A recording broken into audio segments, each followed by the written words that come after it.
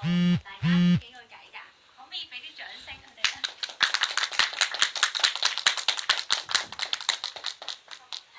因為真係好多謝大家過嚟啦，因為我知道隔離係播緊愛麗絲啊嗰啲嘅，咁但係你都睇少年之美嘅，咁其實都想問下在座咧有冇觀眾朋友係睇過張導演之前嘅音樂人生啊？可唔可以做啲講啊？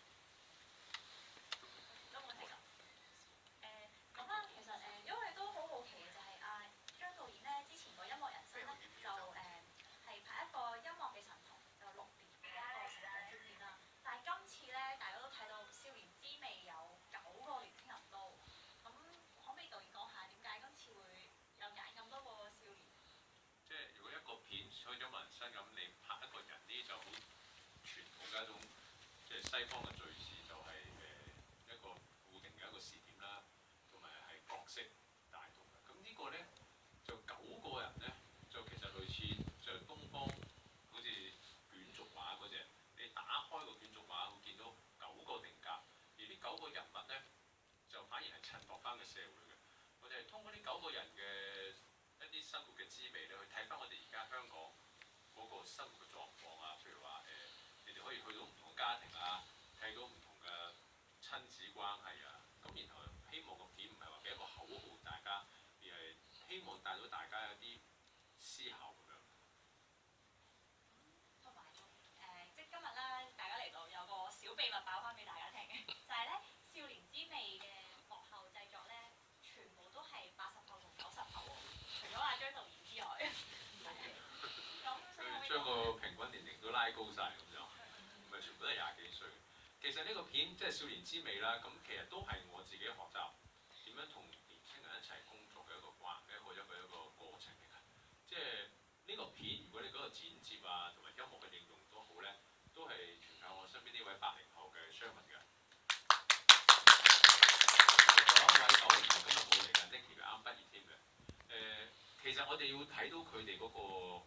因為有啲嘢畢竟係即係大家睇到入邊原來有咁多兩代之間唔明白嘅，咁我都睇到，譬如話好似佢哋睇到嘅素材，譬如一睇到，我諗可能大家對觀眾Angel 啊 Happy Fan， 佢哋好快就感覺到，因為佢哋可能正就感受住嗰個理想與現實嘅掙扎。咁我睇到更加多嘅中港關係嘅，譬如阿華華嘅爺爺啊等等咧，俾佢 cut 晒啦。咁我到最後只係加翻家長嘅角度落去個片度。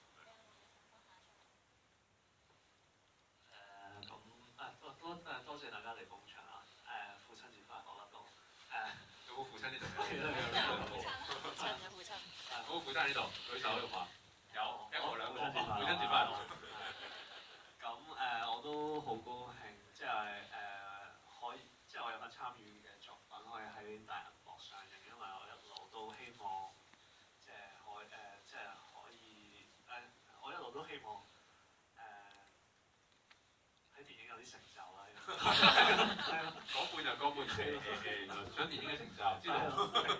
咁係啦，希望因為拍紀錄片真係唔容易，香港紀錄片真係唔容易嘅，所以希望大家繼續支持落去，係啦，同埋 share 多啲俾朋友知道，係啦，咁多啲聽我哋年輕人發聲，多謝。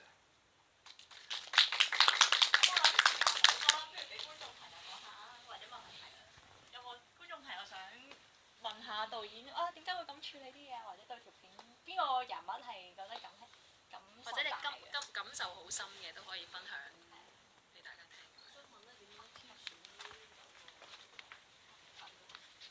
點樣挑選呢9個人？咁其實咧就香港青年協會咧喺2014年喺個片一開頭10月6號咧，就成個嗰個360嗰個鏡頭，360度鏡頭，就係一個萬人音樂會嚟嘅。咁香港青年協會咧就即係做咗好多年青年工作啦。咁佢哋有個咁嘅音樂會就佢動咗好耐嘅，搞成年嘅。咁佢就諗下可唔可以做多啲咧？咁佢就所以咧個題目就係一個音樂會啦，同埋講關於青少年嘅。咁所以咧我就大概音樂會前3個禮拜就先至開始去做。咁但係好坦白講，我唔可能見晒1萬個人啦。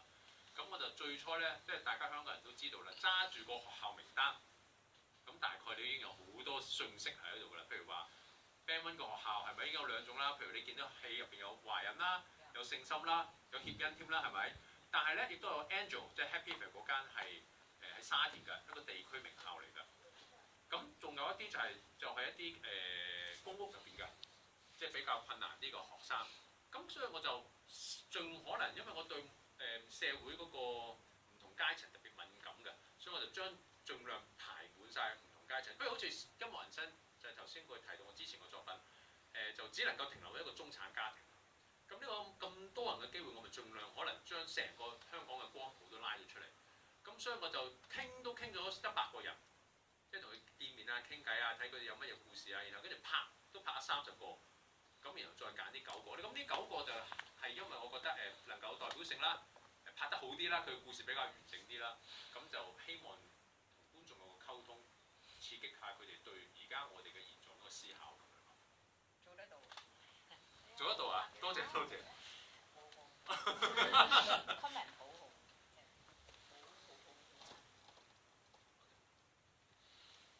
其他朋友咧有冇啲覺得呢一個？點解你哋唔睇愛麗絲嚟睇呢個片？我問翻你哋唔問，因為買唔到飛。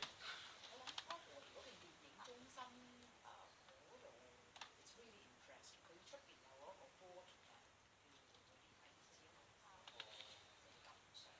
係啊，喺油麻地電影中心咧嗰度，個場次就滿好多嘅人，觀眾都多好多。然後跟住咧佢外邊有個板咧，就俾大家寫感想嘅。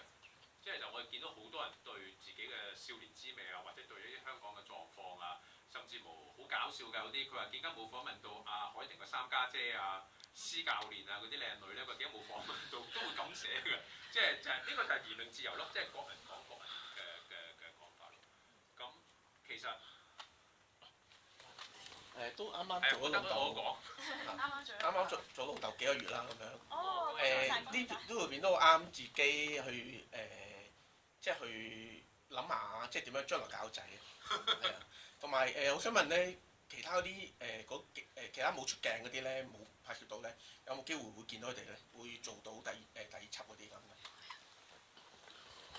而其他個21個，即係譬如係淨因為個9個啫嘛，揀咗。其實呢個片大家今日我哋咁走咗好多場見面會啊，好多觀眾都有感受，就話覺得可唔可以俾佢知道啊？譬如睇見啲阿坡啦，係咪？你唔好講嗰21個先啦，阿坡話30歲結婚㗎嘛，咁佢結唔結到咧？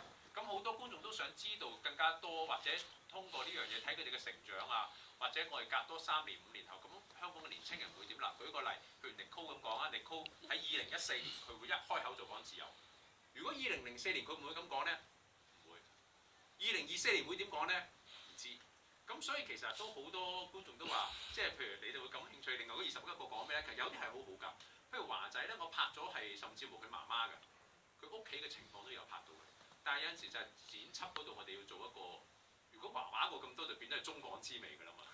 咁所以就一個平衡咯。咁都希望有機會繼續，我哋譬如少年之味繼續落去做。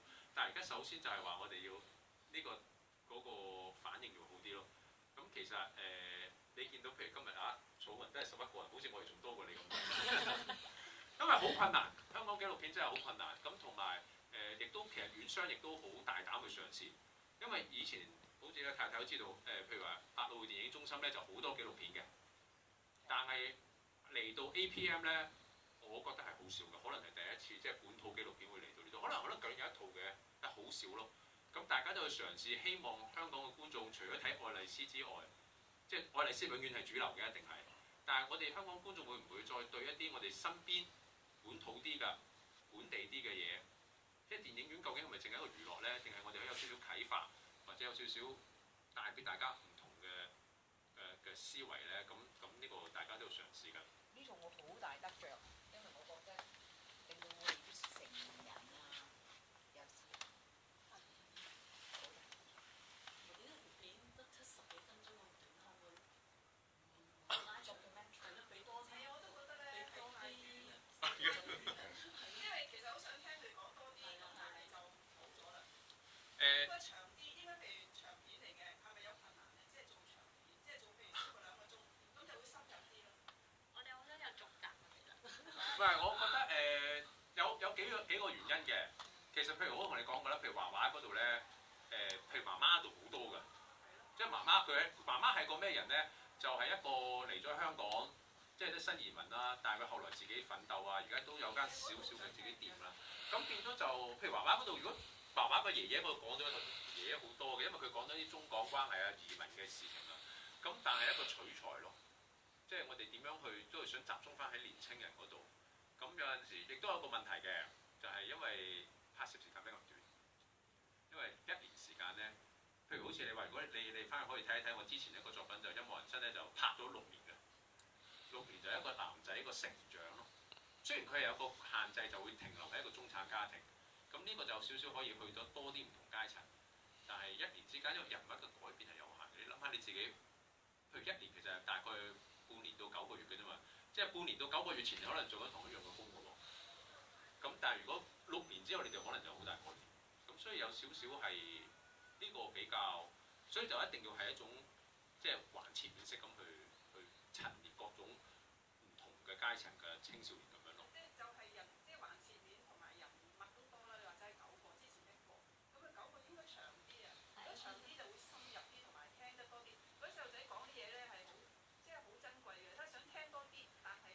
就冇咗啦。係啊，就冇咗啦。其實我哋就好想呢個只係一個開始咯，因為外國有個係叫 Seven Up 嘅紀錄片。7 up 啊，佢就係會係7年咁樣去跟蹤同一班人，咁就會睇到佢成個成長啊，佢成不過嗰套戲就講一個 class 嘅 movement 啦，即係階級究竟會唔會係有跨到貧窮啊，定係有一個晉升嘅咧？即係佢嗰套戲就係集中講個主題咯。咁我哋都好希望有機會就係呢一個只係第1集，希望。即係如果係有機會嘅話，可以再 follow 佢哋，就可以有幾年嘅時間再跟進，咁就好有意思咯。咁就變咗唔單止一個個人成長啦，甚至乎我哋睇到成個社區咯。即係譬如音樂人生，我講一個音樂神童，畢竟係一個比較獨特啲嘅，係比較少少獵奇式嘅，即係唔係咁多音樂神童噶嘛。但係你見到呢度全部係芸芸眾生嚟㗎，即係你我身邊你啲同學啊嗰啲人嚟㗎，或者你隔離鄰舍啲細路仔嚟㗎。咁就呢個係難拍嘅其實，不過我哋希望都知道呢個問題，我哋希望可以。繼續可以做得更加好。唔好意思啊，因為咧時間真係趕啦，我哋真係要。我哋喺外邊再傾。多謝大家。我哋外邊影個相啊，我哋再傾㗎。好。大家多謝導演咧。好，如果大家方唔方便可以後邊留一留步，我哋影張。係啊，人少少影。少少攝影啊，我哋就集中呢2行好唔好啊？我哋集中呢3行，呢3行啦。嚟，我坐你隔離。大家都可以麻煩移玉步去到呢3行度，係啦，呢3行係啦，唔該晒，唔該晒咁多位。得你哋有心去。係啊。多謝。睇下呢部機，睇下呢部機得啦。好，多謝晒。好，多謝晒。like 啊，係可以俾人 like 嘅手勢。我哋。好啊，大家望住我呢個鏡頭先，1、2、3，再嚟一張。